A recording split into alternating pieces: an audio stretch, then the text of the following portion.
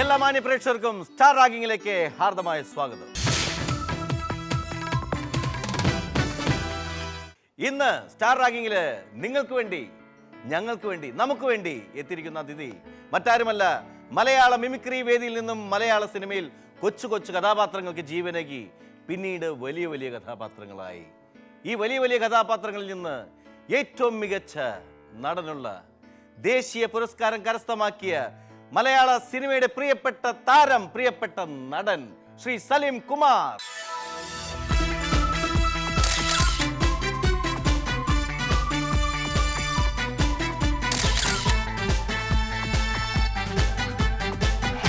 സലീമിനെ ഏറ്റവും കൂടുതൽ ഓർത്തിരിക്കേണ്ടതായിട്ടുള്ള ചില കാര്യങ്ങൾ, എന്നാൽ ചിലപ്പോൾ പെട്ടെന്ന് ഈ സമയത്ത് ചോദിച്ചു കഴിഞ്ഞാൽ ചിലപ്പോൾ ഈ സെക്കൻഡിൽ മറന്നു, ചിലപ്പോൾ ഈ ഷൂട്ട് കഴിയുമ്പോൾ ചിലപ്പോൾ ഓർമ്മ വരും. അത്തരത്തിലുള്ള ചില കാര്യങ്ങൾ പെട്ടെന്ന് ചോദിച്ചോട്ടെ? ചോദിച്ചോളൂ.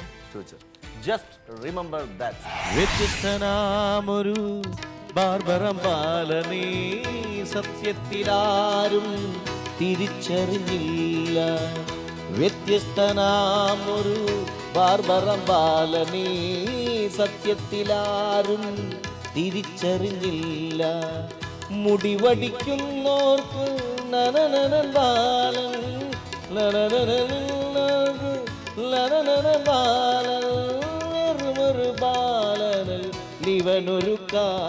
അനിൽ പനച്ചൂരാൻ രചിച്ച് എം ജയചന്ദ്രൻ ഈണം പകർന്ന് പ്രദീപ് പള്ളുരുത്തി പാടിയ ഈ ഗാനത്തിൽ 2 സ്ഥലപ്പേരുകൾ പറഞ്ഞിട്ടുണ്ട്. അതിലൊന്ന് മേലുകാവിൻ്റെ അഭിമാനമാകും അതൊന്ന്. അതല്ലാതെ വേറൊരു സ്ഥലപ്പേര് പറഞ്ഞിട്ടുണ്ട്. ഈരാറ്റുപേട്ടയെന്ന് വേരറ്റ ബാലൻ. ഈരാറ്റുപേട്ട. അതെ. ഇതൊക്കെ എങ്ങനെ ഓർത്തിരിക്കണം? അല്ല, അത് ആ പാട്ട് സൂപ്പർ ഹിറ്റ് ആയിരുന്നല്ലോ. അതിന്റെ പേരിൽ അത് താരരാജാവിന്റെ തോഴന ബാലൻ, താരരാജാവിന്റെ തോഴന ബാലൻ, ഈരാറ്റുപേട്ടേന്ന് വേരറ്റ ബാലൻ. ഈ ബാലൻ ശരിക്ക് കുറച്ച് എന്താ പറയുക, സലീമിനൊരു ബ്രേക്ക് കഥാപാത്രമില്ലായിരുന്നു? അതെ, അതൊരു വളരെ ശ്രദ്ധിച്ചൊരു കഥാപാത്രമാണ്. ഇപ്പം മോഹൻ, അദ്ദേഹത്തിൻ്റെ ഫസ്റ്റ് ചിത്രമാണ് കഥ പറയുമ്പോൾ. സലീമിൻ്റെ ഒരു അപ്പിയറൻസ് ഒക്കെ നന്നായിരുന്നു. പക്ഷെ അത് കുറച്ച് കടപ്പാടുള്ളത് പന്ന്യൻ രവീന്ദ്രനോടാണ്. അപ്പോൾ ഇങ്ങനെ സംഭവമാണ് എന്ന് പറഞ്ഞാൽ ശ്രീനിച്ചേട്ടനാണ് അതിൻ്റെ സ്ക്രിപ്റ്റ്. അപ്പോൾ ശ്രീനിച്ചേട്ടനോട് ഞാൻ പറഞ്ഞു, ചേട്ടാ ഇത് പന്ന്യൻ രവീന്ദ്രൻ്റെ ഒരു ഹെയർ സ്റ്റൈലായി കുറച്ച് എങ്ങനെ ഉണ്ടാകും. ശ്രീനിച്ചേട്ടൻ പറഞ്ഞു അത് കൊള്ളാം എന്ന് പറഞ്ഞ്. അങ്ങനെ പന്ന്യൻ രവീന്ദ്രനോട് പറഞ്ഞു നിങ്ങളുടെ ഹെയർ സ്റ്റൈലാണെന്നുള്ളത് പറഞ്ഞപ്പോൾ പറഞ്ഞ് സന്തോഷമുള്ളൂ എന്ന് പറഞ്ഞിട്ട് അദ്ദേഹത്തിനോടും കൂടി ഒരു നന്ദി പറയാനുണ്ട് അതിൽ. ഓക്കെ. 3 ചിത്രങ്ങളിൽ സലീം കുമാറിന്റെ പേര് ഗോപാലൻ എന്നാണ്. ഏതൊക്കെ ചിത്രങ്ങളിലാണ് ഗോപാലൻ? 3 പടങ്ങളിലാണ്. ക്രേസി ഗോപാലൻ. അതിനകത്ത് ഗോപാലൻ എന്നാണ് സലീമിന്റെ പേര്? അല്ല, ദിലീപിന്റെ പേര്. ദിലീപിന്റെ പേരല്ലോ സലീമിന്റെ പേര്. അതൊക്കെ ചുറ്റും ഗോപാലൻ അഭിനയിച്ച് കണ്ട് പോരാൻ സമയത്ത് ഈ പേര്, കഥാപാത്രത്തിന്റെ പേര് അവിടെ ഉപേക്ഷിച്ചിട്ട് പോരും. കയറി കൂടാതിരിക്കാൻ. തിളക്കത്തിൽ ഗോപാലൻ എന്നാണ്. അല്ല, കോബ്ര. കോബ്രയിൽ ഗോപാലൻ എന്നാണ്. പിന്നെ മമ്മൂക്കയുടെ വേറൊരു പടം, മമ്മൂക്ക മറ്റേ കന്നഡ സ്ലാങ് സംസാരിക്കുന്നു, ചട്ടമ്പി നാട്. യെസ്. പിന്നെ വേറെ ഒരെണ്ണം, സുവർണ സിംഹാസനം. അതിൽ 3 ഗോപാലൻ. വേറെ ഏതെങ്കിലും ഗോപാലൻ ഉണ്ടാവും, നോക്കിലുണ്ടാവും. കുറെ ഗോപാലുണ്ട്. ഈ ഗോപാലിനോട് ഇത്ര വലിയ ഗോപാലിനോട് എനിക്കല്ലല്ലോ. നമ്മളെ കാണുമ്പോ പിന്നെ സുവർണകുമാർ, പിന്നെ ഫ്രെഡറിക് എമ്മാനുവൽ എന്ന് ഇടാൻ പറ്റില്ല. ഗോപാലൻ, സുന്ദരൻ എന്നൊക്കെ പറഞ്ഞിട്ട് അങ്ങനെ സുന്ദരൻ കുറെ പേർക്ക് ഞാൻ മാറ്റിച്ചിട്ടുണ്ട് പേര്. അടുപ്പിച്ച് കുറെ പേർക്ക് സുന്ദരൻ. ഞാൻ പറഞ്ഞു സുന്ദരൻ മാത്രമുള്ള നിനക്ക് ആരോടായി പേരിട്ട് എന്ന് ചോദിക്കാൻ വേണ്ടിയിട്ടുള്ള സംഭവത്തിന് വേണ്ടിയാണ്. അങ്ങനെ അത് ഒരു സ്ഥലത്ത് പറഞ്ഞു, ഓക്കെ. എല്ലായിടത്തും സുന്ദരൻ, ഗോപാലൻ, ഗോവിന്ദൻ, തല്ലിപ്പൊളി പേരുകൾ കുറെ അതിനൊക്കെ ഇടും. 3 ചിത്രങ്ങളിൽ സലീം കുമാറിന്റെ പേര് ഭാസ്കരൻ എന്നായിരുന്നു. ഏതൊക്കെയായിരുന്നു? ഒന്ന് വൺ മാൻ ഷോ. ഓക്കെ. പിന്നെ തബല ഭാസ്കരൻ. ഓക്കെ. ഗ്രാമഫോൺ. പിന്നെ അതുപോലെ തന്നെ തുടങ്ങുന്നൊരു പടമുണ്ട്, ഗ്രാമഫോൺ പോലെ തന്നെ. ഗ്രാമഫോൺ എങ്ങനെയാണ് തുടങ്ങുന്നത്? അങ്ങനെയല്ല, പേരില്ലേ ഗ്രാമത്തിൽ തുടങ്ങുന്നൊരു പേര്, ഗ്രാമപഞ്ചായത്ത്. തവള എന്താണ്? ഭാസ്കരൻ. ഞണ്ട് ഭാസ്കരൻ. അങ്ങനെ പറഞ്ഞ ഞായല പറഞ്ഞത്. ഞായല. ഗോപാലൻ ഭാസ്കരൻ. ഭാസ്കരൻ. ആ, ഇരട്ട പേരൊന്നും എനിക്കറിയാൻ പാടില്ല. രണ്ട് ഭാസ്കരൻ. ചാന്ത് പൊട്ട് എന്ന ചിത്രത്തിൽ സലീം കുമാർ അവതരിപ്പിച്ച കഥാപാത്രത്തിന്റെ പേര്? ചായക്കടക്കാരൻ. ആ, എന്തായിരുന്നു കഥാപാത്രത്തിന്റെ പേര്? ചായക്കടക്കാരൻ്റെ പേരുണ്ടാവൂല. ചായക്കടക്കാരൻ്റെ പേരുണ്ടല്ലോ, എല്ലാം ചീത്ത പേരൊന്നുമല്ലോ, ഉള്ള പേര് നല്ല. ക്ലൂതാ. ക്ലൂ എന്ന് പറഞ്ഞു കഴിഞ്ഞിട്ടുണ്ടെങ്കിൽ നമ്മൾ വെറുതെ അങ്ങോട്ടും ഇങ്ങോട്ടും ഫോണിൽ സംസാരിക്കുന്ന സമയത്ത് നമ്മൾ പറയണത് എന്താണ്? ഹലോ. ഹലോ അല്ല, വെറുതെ അങ്ങോട്ടും ഇങ്ങോട്ടൊക്കെ പറഞ്ഞ് നിർത്തില്ലടാ വല്ലോ. എന്താടാ സുഖലടാ? അതല്ല, പരദൂഷണം. പറയടാ. പരദൂഷണം. ആ, പരദൂഷണത്തിൽ പരദൂഷണം പറയത്. ആ, അത് തന്നെ. നമ്മളുടേതായ കുറ്റങ്ങളും കുറവുകളും എല്ലാം കാണിച്ചിട്ട് അല്ലെങ്കിൽ അത് പെരുപ്പിച്ച് കാണിക്കുന്ന കലയാണ് മിമിക്രി. അതെ. അപ്പോൾ അങ്ങനെ ആരെങ്കിലും കുറ്റങ്ങളും കുറവുകളും പെരുപ്പിച്ച് പറയുമ്പോൾ നമുക്ക് മനസ്സിൽ എന്ത് തോന്നും? അതിപ്പോൾ ഒന്ന് നേരിട്ട് കണ്ടു കഴിഞ്ഞിട്ടുണ്ടെങ്കിൽ എന്ത് തോന്നും എന്നുള്ളത് ആ ഭാവത്തിൽ നിന്ന് നമുക്ക് മനസ്സിലാക്കാം. സലീമിനെ ഇമിറ്റേറ്റ് ചെയ്യാൻ വേണ്ടിയിട്ട് ഒരു സുഹൃത്ത് ഇവിടെ എത്തിയിട്ടുണ്ട്. അദ്ദേഹത്തെ ഈ വേദിയിലേക്ക് സ്വാഗതം ചെയ്യും. തീർച്ചയായിട്ടും.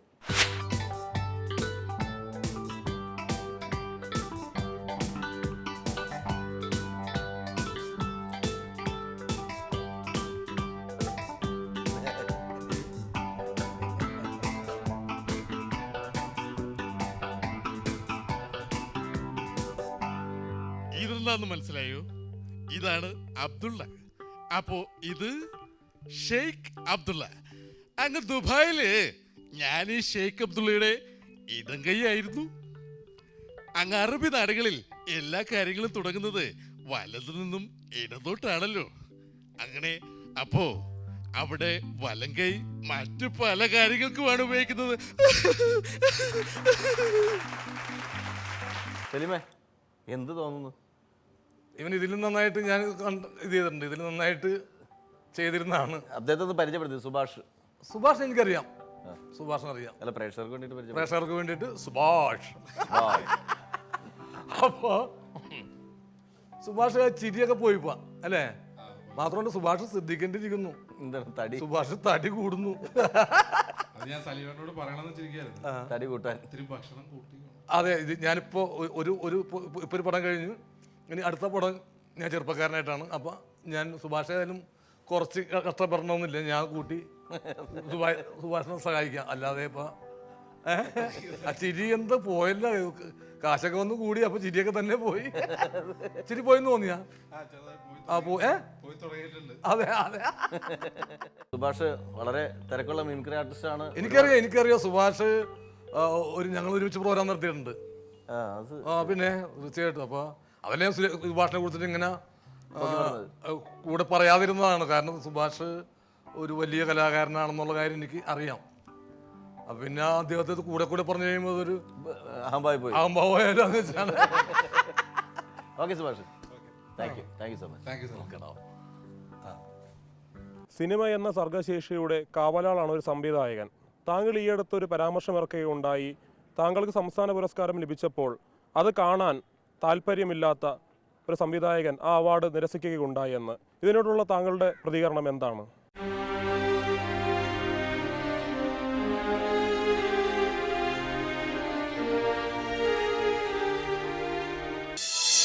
ആ സമയത്ത് എന്നെ അദ്ദേഹം പറഞ്ഞു വിട്ടപ്പോൾ എന്നെ ഒരുപാട് പേര് ആശ്വസിപ്പിക്കാനുണ്ടായിരുന്നു. ചിലയിൽ പമ്പര പിടിയും, ചിലയിൽ എൻസൈക്ലോപീഡിയമാണ്. കാണാൻ കൊള്ളാവനായാലും കൊള്ളാത്തവനായാലും ഒക്കെ ഏത് കമ്പനിയിൽ പ്രോഡക്റ്റ് ഒന്നും തന്നെ ആയിക്കൊല്ല. ചില വ്യത്യാസങ്ങൾ ഉണ്ടാവും മാത്രമല്ല. ഇപ്പൊ നാദൃഷ്ണക്ക് ആ ഏരിയയിലേക്ക് അടുപ്പിക്കില്ല. കാരണം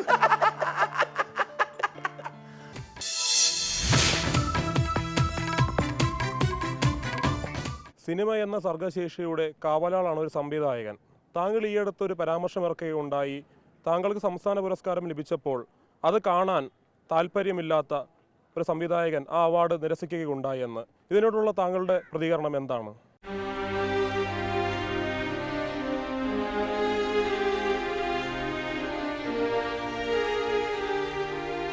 ഞാനൊന്നും പറഞ്ഞിട്ടൊന്നുമില്ല. ഞാൻ പറയാത്ത കാര്യങ്ങൾ പറഞ്ഞൊന്നും പറയാനുണ്ട്. ഞാനൊന്നും പറഞ്ഞിട്ടില്ല. ഇല്ല. പിന്നെ അദ്ദേഹം ചോദിച്ചത് അത് അങ്ങനെ എന്തൊക്കെ പറയാ, ഞാനത് നിഷേധിക്കുന്നു. അതെ, എന്നെ എന്തൊക്കെയാണെന്ന് പറഞ്ഞിട്ടുണ്ട്. നിഷേധിച്ചോ? ഞാൻ നിഷേധിക്കുന്നു. അങ്ങനെ ഞാൻ പറഞ്ഞിട്ടില്ല. പറഞ്ഞ കാര്യങ്ങൾ സത്യസന്ധമായിട്ട് ഞാൻ ഉത്തരം പറയാം.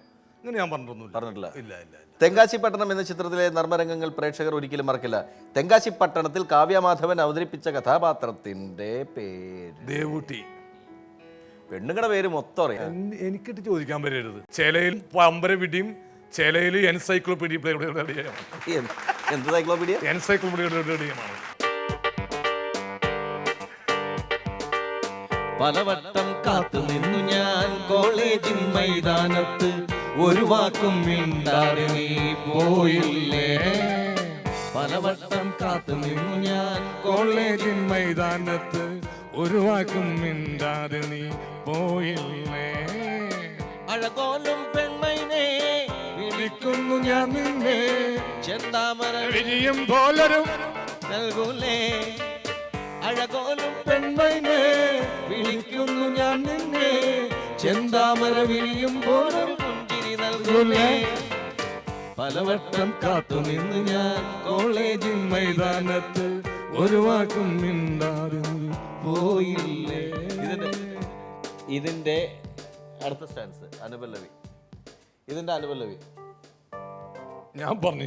എനിക്ക് ഞാൻ വരി പറഞ്ഞ മതി, പാടണ്ട. ട്യൂൺ ഇതാണ്. നിൻ മനസ്സിൽ പ്രതിഷ്ഠ നേട കൊതിച്ചതാണീ നെഞ്ചം. പെൺമനസ്സിൽ അത് തന്നെ നിൻ മനസ്സെന്ന് വെച്ചാൽ പെണ്ണ് തന്നെയാണല്ലോ. പെൺമനസ്സിൽ എന്റെ മനസ്സോ? നിന്റെ അല്ല. ആ ഞാൻ പെണ്ണിനെ കാണുന്നു ഇപ്പൊ എന്റെ മുൻപില്. ആണോ? ഓക്കെ. നീയല്ല, അതിന്റെ പുറത്ത് നിൽക്കുന്ന ഒരു പെണ്ണുണ്ട്. നമുക്കിടയിലായിട്ട് എങ്ങനെ പാടും? പെൺമനസ്സിൽ കൊതിച്ചതാടി നെഞ്ചം തകർത്തടക്കി കുപ്പിലാക്കില്ലേ. ഓക്കെ, അല്ല ഓർമ്മയുണ്ടെന്നറിയാമോ? ഓർമ്മയുടെ മണിച്ചപ്പ് ഇങ്ങനെ തുറക്കുമ്പോ പല സംഭവവും വീഴും. അതാണ് ഞാൻ ഓർമ്മയുടെ മണിച്ചപ്പ് തുറക്കാത്ത. തുറക്കണ്ട. ആളുകൾക്ക് കാണാൻ കൊള്ളാവുന്നതും കേൾക്കാൻ കൊള്ളാവുന്നതും കേൾക്കാൻ കൊള്ളരാത്തത് പലതും വീഴുകയും പേടിച്ചാണ് ഞാൻ ഇങ്ങനെ മണിച്ചപ്പ് തുറക്കുന്നത്. ആ പാട്ടിലുള്ള പോലെ പലവട്ടം ആരെങ്കിലും കാത്തു നിൽക്കേണ്ടി വന്നിട്ടുണ്ടോ? എനിക്ക് ഇന്നും കാത്തിക്കേണ്ട ആരെയും പലവട്ടമൊന്നുമല്ല, ഒരു വട്ടം പോലും ആരെയും കാത്തിക്കേണ്ടി വന്നിട്ടില്ല. ആ ലൈനിലേക്കൊന്നും എനിക്ക് പോവേണ്ടതായിട്ടുള്ള ടൈം കിട്ടിയില്ല പെങ്ങളെ. അതാണ് എനിക്ക്. അല്ല, എന്നാലും ഒരേ പെണ്ണിന്റെ പുറകെ നടന്ന കാര്യമൊക്കെ എനിക്കറിയാം. അതെന്റെ ഭാര്യയാണ്. അപ്പൊ പിന്നെ അത് ഉറപ്പിച്ചു കഴിഞ്ഞാൽ പിന്നെ എന്തെന്നാ ഇനി? അതിന് മുന്നേ നടന്നിട്ടുണ്ടാവുമല്ലോ കോളേജിൽ പഠിക്കുന്ന കാലത്ത്. ഇല്ല ഇല്ല, എന്നെ അങ്ങനെ എല്ലാ സ്ത്രീകൾ കണ്ടേക്കണോ അല്ലേ? അവരിലൊരാളായിക്കളോ എന്നെ അങ്ങോട്ട് എന്നാലും ആരെങ്കിലും കാണുമ്പോ അവരിലൊരാൾ. നിങ്ങൾ 3 പേരും കൂടി ഇരിക്കുകയാണ്, ഇവിടെ വന്നിരിക്കട്ടാന്ന് പറഞ്ഞിട്ട് പിന്നെ എന്തെന്നാണ് ഇതുള്ളത്?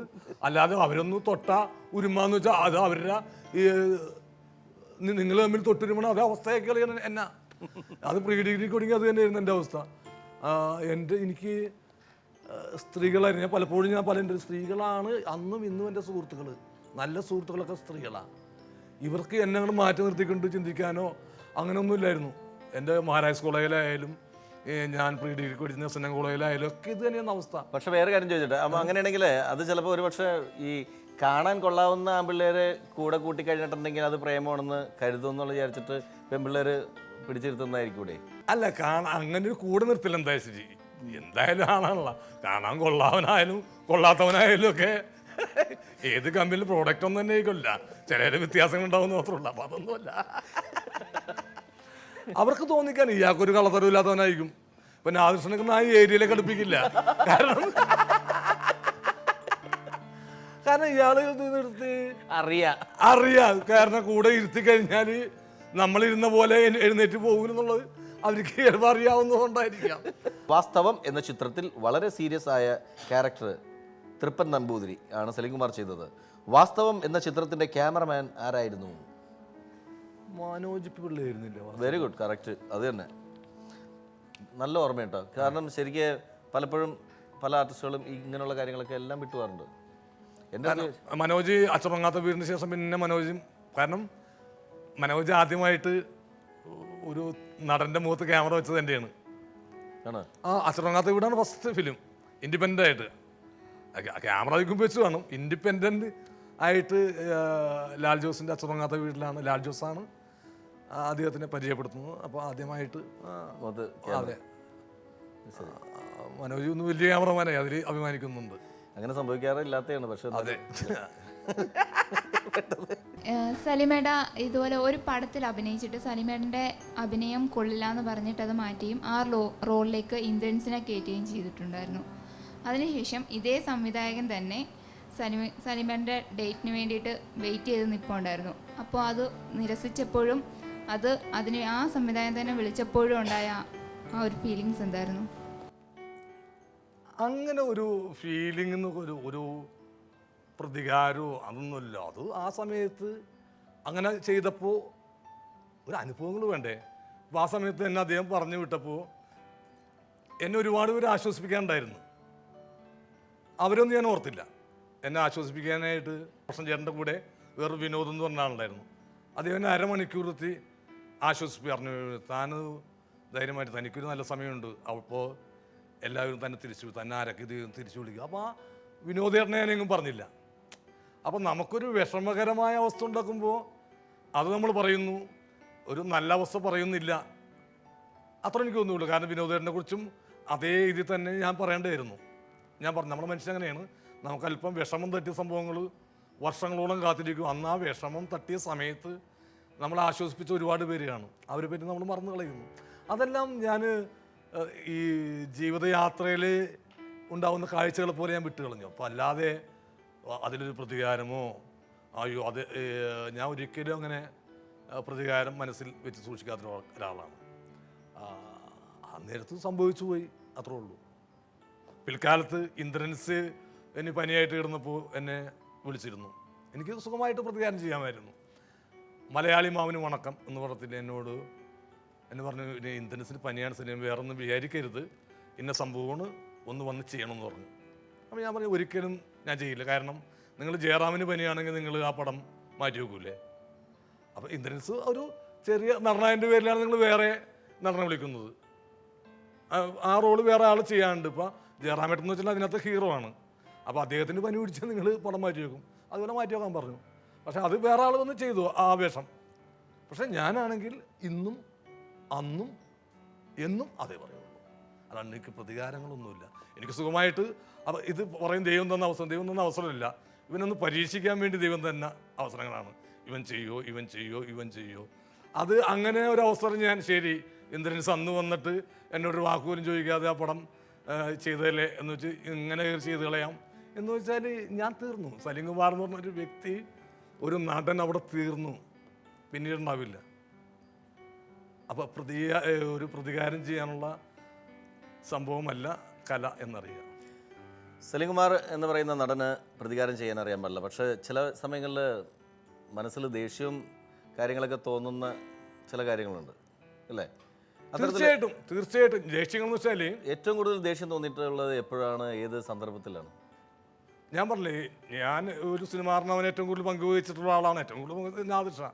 ഏറ്റവും കൂടുതൽ ലോകത്തിൽ ഞാൻ തെരുവണ്ടിട്ടുള്ളത് നാദിർഷനായിരിക്കും. അപ്പോൾ അതുമായിട്ട് യാതൊരു ബന്ധമില്ലെന്ന് ഇപ്പം നാദിർഷക്ക് അറിയാം, വേറൊരാൾക്കത് അറിയണമെന്നില്ല. അപ്പോൾ ഞാൻ ഏറ്റവും കൂടുതൽ ആരെ സ്നേഹിക്കുന്നു അവരെയൊക്കെ ഏറ്റവും കൂടുതൽ ചീത്ത പറഞ്ഞിട്ടുണ്ടാവുക. അത് ആ സമയത്ത് കഴിഞ്ഞു. അല്ലാതെ അവൻ അത് പറഞ്ഞല്ലോ ഇത് പറഞ്ഞല്ലോ അത് വെച്ച് ആലോചിച്ചിരിക്കുന്നതോടും നമ്മൾ തന്നെയാണത് ഇല്ലാതായിട്ട് വരുന്നത്. അങ്ങനെ ഇല്ലാതാവാൻ ഞാനില്ല. എനിക്ക് പണിയെടുക്കുന്നതിന് പണ്ടേ ഇഷ്ടമല്ല, ഇപ്പോഴും ഇഷ്ടമല്ല. നമുക്കിങ്ങനെ ആരെങ്കിലൊക്കെ പറ്റിച്ച് അതെ, നാദിർഷിനെ പോലെ ഇങ്ങനെ പാരഡി അല്ലെങ്കിൽ ഇന്റർവ്യൂ അല്ലെങ്കിൽ സിനിമ എന്തെങ്കിലുമൊക്കെ ആയിട്ട്. കുട്ടിയുടെ അച്ഛന് എത്ര വിദ്യാഭ്യാസമുണ്ട്? അല്ല, ഞാൻ നമ്മുടെ ഒരു ഇൻട്രാക്ഷൻ എത്ര വിദ്യാഭ്യാസമുണ്ട് അച്ഛൻ്റെ വിദ്യാഭ്യാസം? 5ാം ക്ലാസ്. ഇയാൾക്ക് എത്ര ക്ലാസ് വിദ്യാഭ്യാസമുണ്ട്? ഡിഗ്രി ചെയ്തുകൊണ്ടിരിക്കും. ഡിഗ്രി ചെയ്യുന്നുണ്ട്. ഈ 5ാം ക്ലാസ് പാസ്സായ അച്ഛനെ അസൂയ ഉണ്ടായിരുന്നെങ്കിൽ ഇയാൾ ഡിഗ്രിക്ക് അഴക്കം വരുന്ന.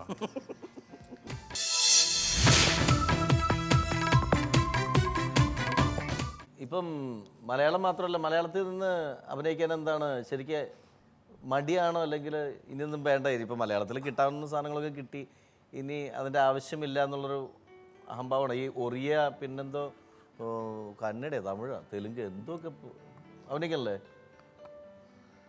അതങ്ങനെ കിട്ടാനുള്ള കിട്ടുന്നില്ല. അവർ വിളിച്ചു, ഒരു എക്സ്പീരിയൻസിന് വേണ്ടി അവിടെ പോയി എന്ന് മാത്രമേ ഉള്ളൂ. ഒറിയെ പോയി. ഇപ്പോൾ തമിഴിൽ 3 പടം, 2 പടം കഴിഞ്ഞു, 1 പടം നടന്നുകൊണ്ടിരിക്കുന്നു. ഏതൊക്കെയത്? ഒരു പടം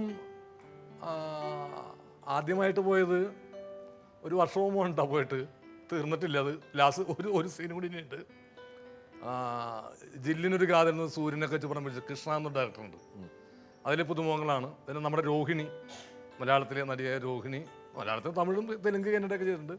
അവർ ഡയറക്ടറാവുന്നു. ചേരനാണ് സംവിധായകൻ, തമിഴിലെ സംവിധായകൻ ചേരനാണ് എൻ്റെ പ്രൊഡ്യൂസർ. അതിലൊരു മെയിൻ ക്യാരക്ടർ, ഹീറോ അല്ല, ഹീറോ പയ്യനാണ്. അതിന് ശേഷമുള്ള ഒരു ക്യാരക്ടറാണ് ഞാൻ ചെയ്യുന്നത്. പിന്നെ ധനുഷ് ഹീറോ എന്നൊരു പടം, അത് ഭരത് ബാല അത് ചെയ്യുന്നു. പിന്നെ ഒരു ഒറിയ ഫിലിമാണ്.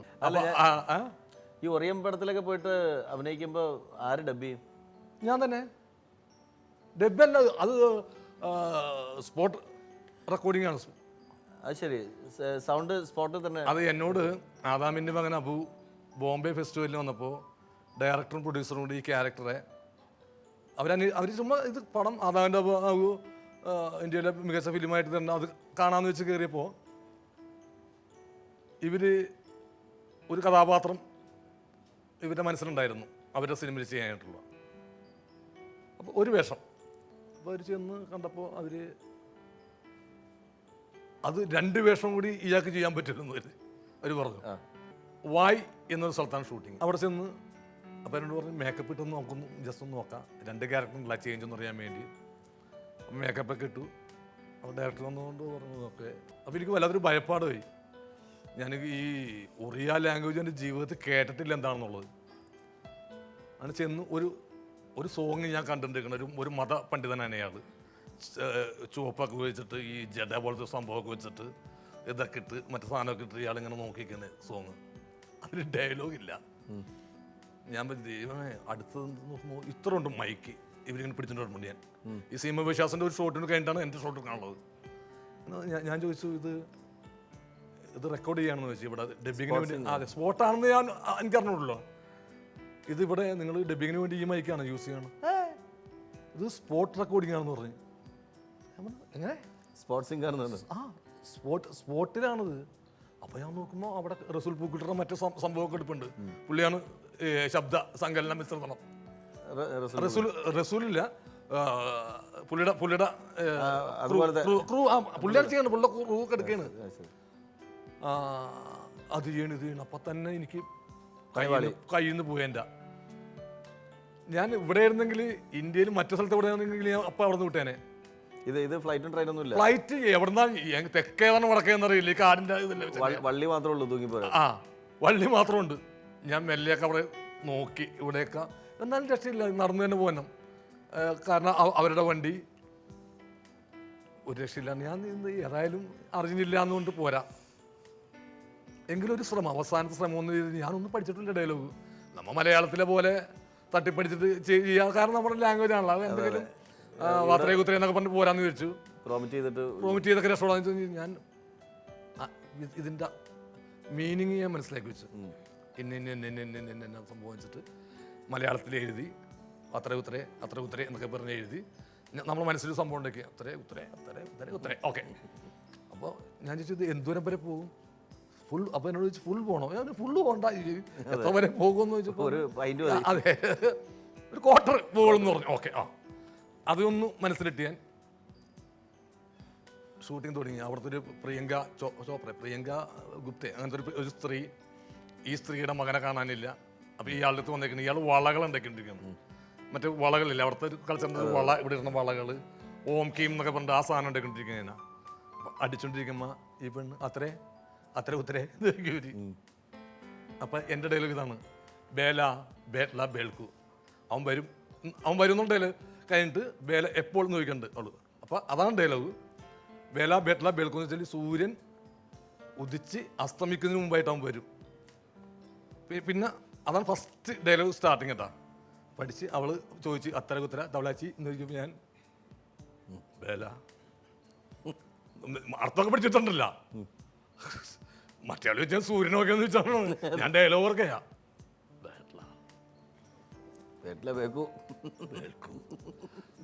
കയ്യടിട്ടാ അവിടെ നിന്ന് കയ്യടി സൂപ്പർ സൂപ്പർ സൂപ്പർ എന്ന് പറഞ്ഞ് എക്സ്പ്രഷൻ ഇയാൾ തകർക്കാന്ന് വെച്ചിട്ടാണ് സൂപ്പർ എന്ന് പറഞ്ഞ് എല്ലാവരും കൈ തന്നു. പ്രൊണൗൺസിയേഷൻ നോക്കാൻ മറ്റൊന്ന് നോക്കാൻ ഇയാൾ ഒറിയ ലാംഗ്വേജ് പറഞ്ഞത് എങ്ങനെയാന്ന് നോക്കാനൊക്കെ എല്ലാ ആളുകളും ഇപ്പം ഉണ്ട്. 2 ദിവസം കഴിഞ്ഞപ്പോൾ ഞാൻ ഈ ലാംഗ്വേജായിട്ട് കുറച്ച് അടുത്തു. പിന്നെ എനിക്ക് പഴയ ഇത് വേണ്ടി ഒന്നുമില്ല. ഈ സാധനമായിട്ട് 2 ക്യാരക്ടർ ചെയ്ത് വേറൊരു ക്യാരക്ടർ ചെയ്ത് കഴിഞ്ഞു. അതും ഇതും കൂടിയൊക്കെ ഇത് അമ്മാനം മാറിക്കൊണ്ടിരിക്കുകയാണ് ഒറിയൻ ലാംഗ്വേജ്. അപ്പോൾ കുറച്ച് സ്പീഡ് അയക്കുമ്പോൾ ഡയറക്ടർ ദേവശിഷ് മഗീജ, അതാണ് പേര് കൊടുക്കുന്നത്. ഈ ദേവശിഷ് മഗീജ എന്ന് വെച്ചാൽ, അപ്പം അങ്ങനെ പറഞ്ഞു, സലിം എനിക്ക് വേണ്ടത് ഇതല്ല. നിങ്ങൾ ഫസ്റ്റ് ഡേ വന്നപ്പോൾ ഒരു എക്സ്പ്രഷൻ ഉണ്ടായില്ലേ, അത് അറിയാൻ പാടില്ലാത്ത നമ്മൾ ആ സാധനം എനിക്ക് വേണ്ട. ഇങ്ങനെ പറഞ്ഞു എനിക്ക് വേണ്ടത് അതാണ്. ഇത് ഇവിടെ എനിക്ക് കിട്ടും. ഏത്? അതെ, ഇത് ഒറീസയിൽ എനിക്ക് ഇഷ്ടം പോലെ കിട്ടും. ഇതെനിക്ക് വേണ്ട. ഇയാൾക്ക് വേണ്ടത് ഫസ്റ്റ് ഞാൻ പേടിയുള്ളത് നമ്മുടെ കയ്യിലിരിക്കാനുള്ള. അതെ, അപ്പൊ അയാൾ പറഞ്ഞു കറക്റ്റ്, പുള്ളിക്ക് വേണ്ട പേടിയുള്ള സംഭവങ്ങൾ. അപ്പൊ ഞാൻ അങ്ങനെ കുറിച്ചിട്ട് നെറ്റിൽ ഞാൻ വായിച്ചപ്പോഴാണ് അതിന്റെ കൊച്ചു കൊച്ചു സംഭവങ്ങൾ സിനിമ നടക്കുന്ന ആളാ. അപ്പൊ നമ്മളിവിടുന്ന് കലൂര് ജംഗ്ഷൻ വരെ പോയി, ഇങ്ങനെ ഒരു സിനിമയാണത്. അതിന്റെ ഒരു എക്സ്പീരിയൻസ് മനസ്സിലാക്കാൻ വേണ്ടി ഞാൻ പോയതാ. ഇയാൾ എങ്ങനെയാണ് ഈ സംഭവം ചെയ്യുന്നത് എന്നൊക്കെ അറിയാൻ വേണ്ടി ചെന്നതാ. അപ്പൊ തീർച്ചയായിട്ടും അത് നല്ല എക്സ്പീരിയൻസ് ആയിരുന്നു. പിന്നെ ഞാൻ പറഞ്ഞ തമിഴില് ആരുടെ സ്വന്തം ഡബ് ചെയ്യണോ? എല്ലാത്തിലും. തമിഴിൽ രോഹിണിന്റെ പടം സ്പോട്ട് ഡബിങ് ആണ്. അത് തമിഴിൽ എനിക്കിപ്പോഴും ഇതാണ്, നീയൊക്കെ എന്ത് പരിപാടിയാടാ ചെയ്യുന്നത് എന്നൊക്കെ പറയാനായി ഇപ്പോഴും എനിക്ക് അറിഞ്ഞോളൂ. ഇതൊന്നും നിന്റെ സംസാരം ശരിയല്ലെന്ന് പറയുമല്ലോ. അതെ, അവിടെ ഭാര്യ ശരിയല്ലെന്നാണെന്ന് ഉള്ളതുപോലെ നമ്മളിവിടെ സംഭാഷണം പോലത്തെ തമിഴ് എനിക്കിപ്പോഴും അറിഞ്ഞോളൂ. പക്ഷെ അത് വെച്ച് ഞാൻ അഡ്ജസ്റ്റ് ചെയ്തു. നമ്മൾ ആ സമയവും ഈശ്വരനറിയാം ഇവന് ഇതല്ലാതെ വേറെ പണിയെടുത്ത് തിന്നാൻ മാർഗമൊന്നുമില്ല. അപ്പോൾ ആ സമയത്തൊക്കെ ശരിയാക്കി കൊടുക്കും ഇവര്. ഓട്ടോമാറ്റിക് ആയിട്ട് ഒരു ആർട്ടിസ്റ്റിന്റെ ബ്ലഡിൽ വരുമെന്ന് തോന്നുന്നു. ഇതേവരെയായിട്ട് വന്നിട്ടുണ്ട്. എനിക്കിനി ഇംഗ്ലീഷ് പടോ നാളെ ഹോളിവുഡിലേക്ക് വെച്ചാൽ ഞാൻ ഒപ്പിട്ട് കൊടുക്കും. എനിക്കറിയാം ഇത് അമേരിക്കൻ സ്ലാങ്ങിൽ ഞാൻ സ്പോട്ടിൽ ഞാൻ അമേരിക്കൻ ഇംഗ്ലീഷ് പറയുമെന്ന് എനിക്ക് നല്ല ഉറപ്പുണ്ട്. കാരണം സലീമേട്ടന് എല്ലാ ഭാഷയിലും അഭിനയിക്കണം എന്നുള്ളൊരു ആഗ്രഹം ഉണ്ടായിരുന്നു. അപ്പോൾ അതുപോലെ ഈ ക്രിക്കറ്റിൻ്റെ ടൈമിലൊന്ന് ക്രിക്കറ്റ് കളിച്ചാൽ കൊള്ളാമെന്നുണ്ടായിരുന്നു, അതോ അവർ എടുക്കാഞ്ഞിട്ടാണോ? എൻ്റെ പരിമിതികളിൽ എനിക്ക് ബോധ്യം ഉള്ളത് കൊണ്ട് തന്നെ ഞാൻ ക്രിക്കറ്റ് കളിയെന്നല്ല, ഞാൻ പറഞ്ഞേ വേർപ്പിൻ്റെ അസുഖമുള്ള ഒരു അതെ ചുരുക്കി പറഞ്ഞാൽ പണിയെടുക്കണ ഒരു പരിപാടിക്ക് ഞാൻ പോകില്ല. ആരായാലും ശരി. 1 ലക്ഷം രൂപ ഇപ്പോഴത്തെ എൻ്റെ സമ്പത്ത് വെച്ചിട്ട് 1 ലക്ഷം രൂപ താഴ്ത്തു പോയിട്ടില്ല ഞാൻ വിട്ടെടുക്കൂലേ, ഞാൻ നടന്നു പോകും. അഹങ്കാരമായിട്ട് പറയരുത്, എനിക്ക് പറ്റൂല. നമ്മുടെ നാടുകൾ അതിന് വേണ്ടി കളയാൻ പറ്റില്ല. ആരെങ്കിലും എടുത്തു തന്നാൽ അടുത്ത് പോക്കറ്റിൽ വെക്കൊന്നല്ലാതെ എനിക്ക് പണിയെടുത്തതിന് പണ്ടേ ഇഷ്ടമല്ല, ഇപ്പോഴും ഇഷ്ടമല്ല. നമുക്കിങ്ങനെ ആരെങ്കിലൊക്കെ പറ്റിച്ച് അതെ നാഷണൽ പോലെ ഇങ്ങനെ പാരഡി അല്ലെങ്കിൽ ഇന്റർവ്യൂ അല്ലെങ്കിൽ സിനിമ എന്തെങ്കിലുമൊക്കെ ആയിട്ട് അത്രയോ എനിക്കും ആഗ്രഹമുള്ളൂ, കൊച്ചു കൊച്ചു ആഗ്രഹങ്ങളുള്ളൂ. സലീമേട്ടാ, ദിലീപിനെ ഫിലിം ഇൻഡസ്ട്രിയിൽ കൊണ്ടുവന്നത് ജയറാമാണ്. അതുപോലെ നമ്മുടെ നാദർഷൊക്കെ തന്നെ മിമിക്രി രംഗങ്ങളിൽ നിന്നും അല്ലാണ്ടെയും ഒത്തിരി പേരെ ഫിലിം ഇൻഡസ്ട്രിയിൽ കൊണ്ടുവന്നിട്ടുണ്ട്. പക്ഷേ സലീമേട്ടൻ ഇതുവരെ ആരെയും കൊണ്ടുവന്നതായി കേട്ടിട്ടില്ല. അത് മറ്റുള്ളവർ വളരുന്നത് കൊണ്ടുള്ള അസൂയ കൊണ്ടാണോ? എൻ്റെ മോളെ 2 ചോദ്യമുണ്ട് ഇതിനകത്ത്. ഞാൻ ആരെയും കൊണ്ടുവന്നിട്ടില്ല, അതൊരു ചോദ്യം. ഇത് LPSC കൊണ്ട് ചേർക്കാൻ പറ്റിയൊരു സ്ഥലമല്ല ഫിലിം ഇൻഡസ്ട്രി. ഒരുത്തനുണ്ട് കേട്ടോ, ഇവനെ കൂടി ചേർത്തോ എന്ന് പറയാൻ ചേർക്കാൻ പറ്റിയ സ്ഥലമല്ല. ഇപ്പോൾ ഒരാൾ നല്ലൊരു കലാകാരനായിരിക്കാം. ഇപ്പോൾ ഇവിടെ സുഭാഷ്, അയാൾ നല്ലൊരു കലാകാരനാണ്, പക്ഷേ എനിക്ക് വളരെ ഇഷ്ടപ്പെട്ടൊരു കലാകാരനാണ്. പക്ഷേ ഞാൻ നാളെ കൊണ്ടുപോയിട്ട് വാ സിനിമയെ കൊണ്ടുപോകും, അതേ ഇയാൾ സിനിമയിൽ എടുക്കണമെന്ന് പറഞ്ഞിട്ടുണ്ടെങ്കിൽ സുഭാഷിനെ പറ്റി കഥാപാത്രങ്ങൾ വരണം. അത് സുഭാഷിൻ്റെയും കൂടി ഭാഗ്യമായിരിക്കണം. സുഭാഷിൻ്റെ ചിലപ്പോൾ ആരും സുഭാഷ് ഇവിടെ മുറി കാണിച്ചുകൊണ്ടിരിക്കുകയുള്ളൂ, ഈ സംഭവം കാണിച്ചുകൊണ്ടിരിക്കുമ്പോൾ ഞാൻ തന്നെ ഒരു പടം പിടിക്കാനായിട്ട് ഒരാളെ വേണമല്ലോ എന്ന് ചോദിക്കുമ്പോഴേക്കുള്ളൂ സുഭാഷിൻ്റെ പ്രകടനം കാണുന്നതും സംഭവം ചെയ്യുന്നതും. ആ സമയത്ത് നമ്മൾ അപ്പോൾ ഇതെന്ന് വെച്ചാൽ ആരും കൊണ്ട് LPSC ചേർക്കുന്ന മാതിരി സംഭവമല്ല. പിന്നെ രണ്ടാമത്തെ കേസ് ആരെങ്കിലും വരുന്നതിനുള്ള അസൂയ ആണെന്ന്. കുട്ടിയുടെ അച്ഛന് എത്ര വിദ്യാഭ്യാസമുണ്ട്? അല്ല ഞാൻ നമ്മുടെ ഒരു ഇൻട്രാക്ഷൻ എത്ര വിദ്യാഭ്യാസമുണ്ട് അച്ഛൻ്റെ വിദ്യാഭ്യാസം? 5ാം ക്ലാസ്. ഇയാൾക്ക് എത്ര ക്ലാസ് വിദ്യാഭ്യാസമുണ്ട്? ഡിഗ്രി ചെയ്തുകൊണ്ടിരിക്കും. ഡിഗ്രി ചെയ്യുന്നുണ്ട്. ഈ 5ാം ക്ലാസ് പാസ്സായ അച്ഛനെ അസൂയ ഉണ്ടായിരുന്നെങ്കിൽ ഇയാൾ ഡിഗ്രിക്ക് അയക്കം വരുന്ന അയക്കില്ലല്ലോ. അപ്പോൾ അതേപോലെ എനിക്ക് അത് എത്തേണ്ടവൻ എത്തും. അപ്പോൾ അതേപോലെ ഒരു അച്ഛനെ പോലെ തന്നെ അല്ലെങ്കിൽ ഒരു സഹോദരനെ പോലെ തന്നെയാണ് കൂടെ നിൽക്കുന്ന കലാകാരന്മാരെ രക്ഷിക്കുന്ന ആഗ്രഹം. അവരെ കൊണ്ട് ഭാഗ്യം വേണം. അതിന് അസൂയ എന്ന് പറഞ്ഞ് 3 അക്ഷരത്തിൽ ഒതുക്കി കളയരുത്. അപ്പോൾ മനസ്സിലായില്ല? സലീമേട്ടൻ എന്താണ് മക്കളെ സിനിമയിലേക്ക് കൊണ്ടുവരാത്തത്? എല്ലാവരും ഇപ്പോൾ മക്കളെ സിനിമയിലേക്ക് കൊണ്ടുവന്ന ഒരു കാലഘട്ടമാണ് അത്. ഞാൻ പറഞ്ഞല്ലോ, എനിക്ക് എൻ്റെ മക്കളുടെ ഷാപ്പിലേക്ക് കൊണ്ടുപോവാം. അതേപോലെ എല്ലാ സിനിമയിലേക്ക് കൊണ്ടുവരാം. അവർക്ക് കഴിവ് വേണം. അല്ലാതെ ഷാപ്പിൽ കൊണ്ടുപോയിട്ടാ ഇവന് ഇത് കൊടുക്കൂ, 2 ബിയറും 2 ഇതും കൊടുക്കും എന്ന് പറഞ്ഞാൽ അതിന് വലിയ കഴിവ് വേണ്ട. എല്ലാ നടന്മാരും ഇപ്പൊ അങ്ങനെയാണല്ലോ. എല്ലാ നടന്മാരൊന്നുമില്ല. ക്ലിയർ ചെയ്തിട്ടല്ല എല്ലാരും കൊണ്ടുവരുന്നത്. അവര് കൊണ്ടുവന്ന് പരീക്ഷിച്ച് നോക്കണവരുണ്ട്. അവരൊക്കെ ഇപ്പൊ വന്ന നടന്മാരുടെ മക്കളൊക്കെ രക്ഷപ്പെട്ടിട്ടുണ്ട്. അതുപോലെ സലീമേട്ടന് അത് മക്കളോട് അവർക്ക് അസൂയുള്ളതുകൊണ്ടാണോ മക്കളോട് അവര് പഠിച്ചു കിടക്കുകയാണ്. ഇപ്പൊ മമ്മൂട്ടിയുടെ മോൻ 1ാം ക്ലാസ്സിൽ പഠിക്കുമ്പോഴല്ലോ വന്നത്. അയാള് വിദ്യാഭ്യാസം കഴിഞ്ഞ് ആരുടെ മകനായാലും ശരി ഇവിടെ നിന്നാലും ഇപ്പോൾ മമ്മൂട്ടിയുടെ മകൻ്റെ ഫസ്റ്റ് പടം പൊളിഞ്ഞാലും ഒരാളും അങ്ങനെ വിളിക്കാണ്ട മമ്മൂട്ടിയുടെ മകൻ എന്നുള്ള ഇതൊന്നുമില്ല. ഇപ്പോൾ സൽമാൻ അയാളിലുള്ള കഴിവുള്ള എൻ്റെ പേരിലാണ് അയാൾ നിൽക്കുന്നത്. അല്ലാണ്ട് ഇവിടെ അങ്ങനെയാണെങ്കിൽ എല്ലാ വർഷവും മാറി മാറി വരുന്ന പ്രധാനമന്ത്രിമാരിപ്പോൾ നെഹ്റുവിൻ്റെ മോള് വന്ന് അടുത്ത ഇത് വന്ന് പിന്നെ അടുത്ത എല്ലാം വരേണ്ടിരുന്നു. അങ്ങനെ തന്നെ അല്ല, ശരിക്കും താരപുത്രന്മാർ ഒരുപാട് പേര് മലയാള സിനിമയിൽ വന്നിട്ട് പരാജയപ്പെട്ടു പോയിട്ടുണ്ട്. പോയിട്ടുണ്ട്. അതല്ലേ പരാജയപ്പെട്ട് പ്രേമനസീറിൻ്റെ മോൻ വന്നു. അത് ഒരുപാട് പേര് മക്കൾ വന്നിട്ടുണ്ട്. അപ്പോൾ കഴിവുള്ളവരെ പിടിച്ചു വെക്കും. അത് താരപുത്രനായാലും സൂര്യപുത്രനായാലും ശരി, ആ കഴിവുള്ളവരെ പിടിച്ചു വെക്കുള്ളൂ. ഈ മക്കൾക്ക് എന്താണ് ഈ ആരോമൽ ചന്തു എന്ന് പേരിടാൻ കാരണം? അതായത് 2 ആൺമക്കളായതിൻ്റെ പേരിലാണ് ആരോമൽ ചന്തു ഇട്ടത്.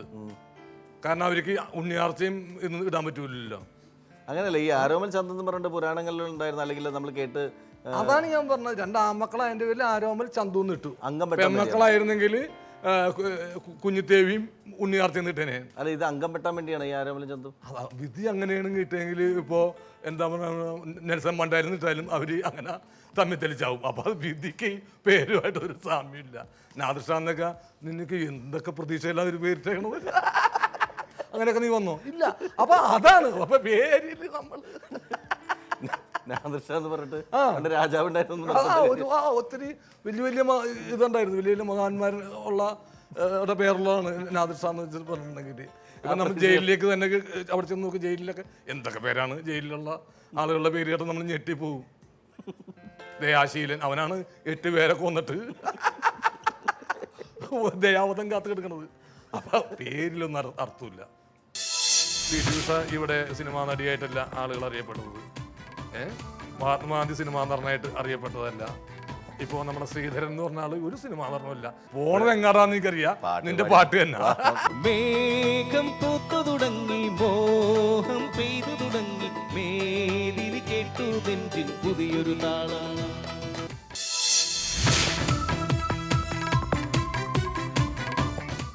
സലീം കുമാറിൻ്റെ കുടുംബവിശേഷങ്ങളിലേക്ക് കുറച്ച് നേരം. ഭാര്യ ലവ് മാരേജ് ആയിരുന്നു, സുനിത. സുനിതയെ പ്രേമിക്കാനും അല്ലെങ്കിൽ സുനിത ഭാര്യയായിട്ട് വന്നതിന് ആ ഒരു കാര്യങ്ങൾ, അതിനുശേഷമാണ് സലീം കുമാർ എന്ന് പറയുന്ന താരമായി മാറിയത് അല്ലേ? അതെ. ഒരു പെണ്ണ് വന്ന് കയറി കഴിഞ്ഞിട്ടുണ്ടെങ്കിൽ നമുക്ക് ചിലപ്പോൾ ഭാഗ്യം വരാം, അല്ലെങ്കിൽ അതോടുകൂടി കൈവിട്ടു പോകാം. ഈ 2 കാര്യങ്ങളുണ്ട്. ചില പണ്ട് കാരണവന്മാർ പറഞ്ഞ് കേട്ടിട്ടുള്ള കാര്യമാണ്. സലീം കുമാറിൻ്റെ കാര്യത്തിൽ പ്രത്യക്ഷമായിട്ടുള്ള കാര്യമാണ് അല്ലേ? അത് എനിക്ക് ഭയങ്കര രസമായിട്ട് തോന്നിയത്, ഒരു പെണ്ണിനെ നമ്മൾ കാണുമ്പോൾ ഒരു പെണ്ണിൻ്റെ തീരുമാനത്തിൽ ഇങ്ങനെ ഇരിക്കുക, ആ തീരുമാനത്തിൽ വീണ്ടും ഇങ്ങനെ ഇരിക്കുന്നത് ഞാൻ സുനിത എൻ്റെ വൈഫിൻ്റെ പത്രം കണ്ടിട്ടുള്ളൂ. കാരണം എൻ്റെ കൂടെ കല്യാണം കഴിച്ച് പോകുമ്പോഴാണ് അത് വേറൊരു വിഭാഗം വേണ്ടാന്ന രീതിയിൽ കൂട്ടുകാരികൾ അയൽവക്കാരെ കൂടി ഇങ്ങനെ ഇരുന്നു. പിന്നീട് ഇങ്ങനെ ഇതുപോലെ ഗ്രാഫിക്സ് പോലെയാണ് ഞാൻ പെട്ടെന്ന് ഇതാകുമ്പോഴും വീണ്ടും അവര് ഇങ്ങനെ ഇത് കൈ അവിടെ നിർത്തിട്ടില്ല. അതാണ്. അപ്പൊ 2 അർത്ഥമുണ്ട് ഒരു കൈവപ്പിന്. ആദ്യം അവന്റെ കൂടെ എന്തിനു പോയി, ഇപ്പൊ അവളുടെ ഭാഗ്യം. അപ്പൊ അത് അതെ, അതിന് 2 കൈവപ്പ്. ഒരു കൈപ്പിന് 2 അർത്ഥമാണെന്ന് സുനിത തെളിയിച്ചാണ്. അപ്പൊ ചിലപ്പോ നാളെ അത് വേറെ അർത്ഥത്തിൽ കൈവെക്കാം. അതൊക്കെ ദൈവത്തിന്റെ കാര്യം. പക്ഷെ ഇതുവരെയുള്ള കൈവെപ്പ് തന്നെയായിരിക്കും അത് കണ്ടിന്യൂ ചെയ്ത് പോകുന്നത്. പിന്നെ മക്കളെ കുറിച്ച്, മക്കളുടെ വിദ്യാഭ്യാസത്തെ കുറിച്ചിട്ട്, 2 മക്കള് നല്ല ആരോമലും ചന്തു തരക്കേടില്ലാതെ ഒക്കെ പോണ്ട്. മിമിക്രിയുടെ അസഹ്യത വല്ലതും ഉണ്ടോ? ഒന്നുമില്ല. ഞാൻ അതിനൊന്നും വലിയ പ്രോത്സാഹിപ്പിക്കാറില്ല. അവർ പണിയെടുത്ത് തിന്നും. അവർ പണിയെടുത്തിട്ടുണ്ട്. ഞാൻ അതാണ് പറഞ്ഞത്. അവർക്ക് ഒരുത്തന് അസ്കിത ഉണ്ടായിരുന്നു സിനിമയുടെ. അത് ഞാൻ നിർത്തിച്ചെന്ന് വെച്ചാൽ ഉണ്ടാവാം. അതിനങ്ങനെ ഞാൻ വലിയ പ്രോത്സാഹനം കൊടുക്കാൻ പോയില്ല. കാരണം ഞാൻ പറഞ്ഞതാണ്, ഒരു പടത്തിൽ അഭിനയിച്ചില്ല അവൻ സിംഗപ്പൂരിൽ. അത് റാഫി മെക്കാട്ടിൻ അവർ പറഞ്ഞ എൻ്റെ പേരിലാണ്. എൻ്റെ ചെറുപ്പകാലമായിട്ട് എനിക്കൊന്നും പറയാൻ പറ്റില്ല, അവരാണ്. അപ്പോൾ ഞാൻ പറഞ്ഞു ഞാൻ വരില്ല അഭിനയിക്കാനായിട്ടൊന്നും. എനിക്ക് ഷൂട്ടിങ് വെച്ചാൽ പോലും ഞാൻ വരണ്ട. പിന്നെ എൻ്റെ അടുത്ത് വിളിച്ച് പറയുന്നത് മോശം ഇന്നു വേണ്ട, നിങ്ങൾ കൊണ്ടുപോയിക്കോ, നിങ്ങൾ ഇത് ചെയ്യണം, ഓക്കെ. ഇത്രയും സംഭവം വെച്ചിട്ട് അവർ ചെയ്തു എന്നല്ലാതെ എനിക്ക് അവരോട് പറ്റില്ലെന്ന് പറയാനും പറ്റില്ല. കാരണം എനിക്കൊരു ലൈഫ് വന്ന ആളുകൾ തന്നെ എൻ്റെ ഗുരുനാഥന്മാരവർ. അപ്പോൾ അവരോട് എനിക്ക് പറ്റില്ല എന്ന് പറയാൻ പറ്റാത്തതിന് മാത്രമാണ്. പിന്നെ മോഹൻ്റെ പടത്തിൽ ഇപ്പോൾ 916 അവനെ വിളിച്ചിരുന്നു മൂത്ത ആളാണ്. അപ്പോൾ ഞാനും എക്സാമാണ്. അപ്പോൾ ഞാനും മാറി. മോഹൻ എൻ്റെ നല്ല ഫ്രണ്ടാണ്. അപ്പം ഇല്ല, ഞാൻ പറഞ്ഞു അവർ പിള്ളേർക്ക് എക്സാമൊക്കെയാണ് അത്. അപ്പം ഞാൻ അവനോട് പറഞ്ഞു, ഞാൻ പറഞ്ഞു നിൻ്റെ അമ്മ, അതായത് എൻ്റെ ഭാര്യ, ഇപ്പോൾ അവളോട് ആരെങ്കിലും ഒന്ന് ചോദിക്കുകയാണ് ഭർത്താവ് അവിടെ പോയി, ഭർത്താവ് ലൊക്കേഷനിൽ പോയൊക്കെയാണ്. പിന്നീട് വയസ്സായി, നിൻ്റെ അമ്മയെ മോനവിടെ പോയി ലൊക്കേഷനിൽ പോയേക്കെയാണ്. ആ സ്ത്രീനെ കൊണ്ട് ഒന്നും മാറ്റി പറയിപ്പിക്കും നിങ്ങൾ. ജീവിതകാലം മുഴുവൻ ഒരു സ്ത്രീ അങ്ങനെ പറയാൻ വിധിക്കപ്പെട്ടാന്ന് വെച്ചാൽ മോനോടെ പോയി അവൻ ജോലിക്ക് പോയേക്കാണ്. അപ്പോൾ എന്ത് ജോലിയായാലും ശരി, അതൊക്കെ ഏത് ജോലിയായാലും അതിൻ്റേതായ അന്തസ്സുണ്ട് എന്ന് തന്നെയാണ് ഞാൻ മക്കളെ പഠിപ്പിച്ചത്. അല്ലാതെ PT ഉഷ ഇവിടെ സിനിമാ നടിയായിട്ടല്ല ആളുകൾ അറിയപ്പെട്ടത്, മഹാത്മാഗാന്ധി സിനിമാ നടനായിട്ട് അറിയപ്പെട്ടതല്ല. ഇപ്പോൾ നമ്മുടെ ശ്രീധരൻ എന്ന് പറഞ്ഞ ആൾ ഒരു സിനിമാ നടനുമല്ല.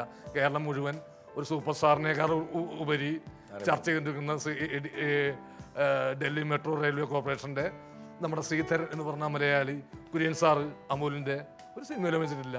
ഇവിടുത്തെ സൂപ്പർ സ്റ്റാറിനെ അറിയാൻ കൂടുതൽ ഇന്ത്യ മുഴുവൻ അറിയാവുന്ന ആളാണ് കുര്യൻ സാറ്. അയാൾ ഒരു സിനിമയിൽ അഭിനയിച്ചിട്ടില്ല. അപ്പോൾ നമുക്ക് പെട്ടെന്ന് കയറി പറ്റാൻ പറ്റിയ ഫീൽഡാണ് സിനിമയെന്ന് വെച്ചാൽ അത് മാത്രമാവരുത് നമ്മൾ ശ്രദ്ധ. ലോകത്ത് വേറെ പലതും ഉണ്ട്. ശ്രീരാമനൊക്കെ അതുപോലെ തന്നെ മറ്റേ ഒത്തിരി പേര് സിനിമയിൽ അല്ലാത്തവരാണ് അവരെക്കാൾ കൂടുതൽ പ്രശസ്തരായിരിക്കുന്നത്. അപ്പോൾ അത്തരം വാതായനങ്ങളൊക്കെ ഇവിടെ ഉണ്ട്. അതിലൂടെയൊക്കെ ഒന്ന് എത്തി നോക്കുക. അതിന് പുസ്തകമൊക്കെ ഒന്ന് ദിങ്ങനെ വായിച്ചു നോക്കുക. ഏത് സമയം ടിവിയുടെ മുന്നിൽ പോകാതെ അത്തരം സംഭവങ്ങളുണ്ട് എന്ന് ഞാൻ പറഞ്ഞു കൊടുത്തിട്ടുണ്ട്. എന്താണ് പ്രേക്ഷകരോട് സലീമിന് പറയാനുള്ളത്? എനിക്ക് പറയാനുള്ളത്, നമ്മുടെ ഈ ഭൂമി സൃഷ്ടിച്ചപ്പോൾ ദൈവം ആദ്യം ചെയ്തത് മറ്റെല്ലാത്തിനായും സൃഷ്ടിച്ചു. നദികളെ, മലകളെ, മരങ്ങളെ, പുല്ലുകളെ, മൃഗങ്ങളെ, പ്രാണികളെ, അവസാനം കൊതുകിനെ വരെയും സൃഷ്ടിച്ചതിന് ശേഷമാണ് മനുഷ്യനെ സൃഷ്ടിച്ചത്. എന്താണെന്ന് അറിയാമോ? എന്താണത്? അല്ല, എന്താണ് നിന്റെ ഒരു ബുദ്ധി തോന്നുന്നത് എന്താണെന്നുള്ളത്? അത് ഇതിനൊക്കെ സൃഷ്ടിച്ച് കഴിഞ്ഞിട്ട് മനുഷ്യനെ സൃഷ്ടിച്ചു. സാധാരണ സിനിമകളിലാണെങ്കിലും ഏറ്റവും കുറച്ച് സീൻസൊക്കെ കഴിഞ്ഞതിന് ശേഷമല്ല നായകൻ പ്രത്യക്ഷപ്പെടാം. അല്ലല്ലേ, ഇത് നായകനെ സൃഷ്ടിക്കാൻ വേണ്ടിയല്ലല്ലോ. നായകൻ അങ്ങനെ ദൈവത്തിന്റെ കണക്കിൽ മനുഷ്യര് ഒരിക്കലില്ല. അങ്ങേർക്ക് മറ്റൊരു ഒരു സംഭവം തന്നെയാണ്. പക്ഷെ ഈ സംഭവത്തെ അവസാനമാണ് ദൈവം സൃഷ്ടിച്ചത്. അറിയില്ല. അതെന്ന് വെച്ചാൽ ഇതിനാദ്യം സൃഷ്ടിക്കുകയാണെങ്കിൽ ഈ മനുഷ്യൻ പറഞ്ഞേനെ, അറിയാമോ ഈ സാധനമൊക്കെ ഞാൻ ഉണ്ടാക്കിയതാ, ദൈവമല്ലേ, ദൈവം അതൊക്കെ ഒരു സങ്കല്പമല്ലേ എന്ന് പറയാനായിട്ട് മടിക്കും. അപ്പോൾ നമ്മൾക്ക് മുൻപേ ഇവിടെ കുറേ ആളുകളൊക്കെ ജീവിച്ചിരുന്നു. അവരൊരുപാട് സംഭവങ്ങൾ ഇവിടെ സൃഷ്ടിച്ചിട്ടുണ്ട്. അതിൻ്റെ ബലം കൂടിയാണ് നമ്മൾ അനുഭവിക്കുന്നത് എന്നുള്ള ഒരു ചെറിയ ബോധം സലീംകുമാറിനടക്കമുള്ള ബാക്കി എല്ലാവർക്കും വേണം. എത്ര ഉയരങ്ങളിലേക്ക് പോയാലും ഇപ്പോൾ സലീംകുമാർ എന്ന് പറയുന്ന നടന് ഭരത് അവാർഡ് കിട്ടി. പഴയ സൗഹൃദമൊക്കെ, കൂട്ടുകാരാണ് ഞങ്ങൾ തമ്മിൽ, കൂട്ടുകാരും കാര്യങ്ങളൊക്കെയാണ്. കൈരളി ചാനലുമായിട്ട് ഒരു നല്ല ബന്ധമുണ്ട് സലീമിന്. അതെല്ലാം ഓക്കെ. സലീമിന് വേണമെങ്കിൽ വരില്ല എന്ന് പറയാം, വേണമെങ്കിൽ താരജാടകളിലൂടെ എനിക്ക് ആ പ്രോഗ്രാമിൽ പങ്കെടുക്കേണ്ട കാര്യമില്ല എന്ന് പറയാം. പക്ഷെ അതൊന്നും ഇല്ലാണ്ട് സലീം നമ്മളോട് കൂടെ പ്രേക്ഷകർക്ക് മുമ്പിൽ ഈ സ്റ്റാർ റാഗിങ് പോലുള്ള പരിപാടിയിൽ ഒരു ഭരത് അവാർഡ് കിട്ടിയ ഒരു കലാകാരൻ, നടൻ, ഒരുപാട് സന്തോഷമുണ്ട്. എൻ്റെ സുഹൃത്തെന്ന പേരിലും കൈരളി ചാനലിൻ്റെ പേരിലും ഔദ്യോഗികമായിട്ടും ഒത്തിരി നന്ദി. എല്ലാവർക്കും എൻ്റെ വിനീത നമസ്കാരം. പക്ഷെ തീർന്നില്ല. നമുക്ക് ഈ പരിപാടി കഴിയുമ്പോൾ ഒരു ആർഭാടം വേണ്ടേ? ഇപ്പോൾ ഒരു ഏതെങ്കിലും ഒരു നിന്റെ പാട്ടാണോ? നമ്മൾ സാധാരണ എന്തെങ്കിലും കഴിയുമ്പോഴും ഒരു ചുമ്മാ ഷാമ്പ്യൻ പൊട്ടിക്കുന്ന പോണത് എങ്ങാടാന്ന് എനിക്കറിയാം. നിന്റെ പാട്ട് തന്നെ തുടങ്ങാം. ഞാൻ ഇരുന്ന് കേൾക്കാം. വേണ്ട, എനിക്ക് വൈകുന്നേ നിന്ന് കേൾക്കാം.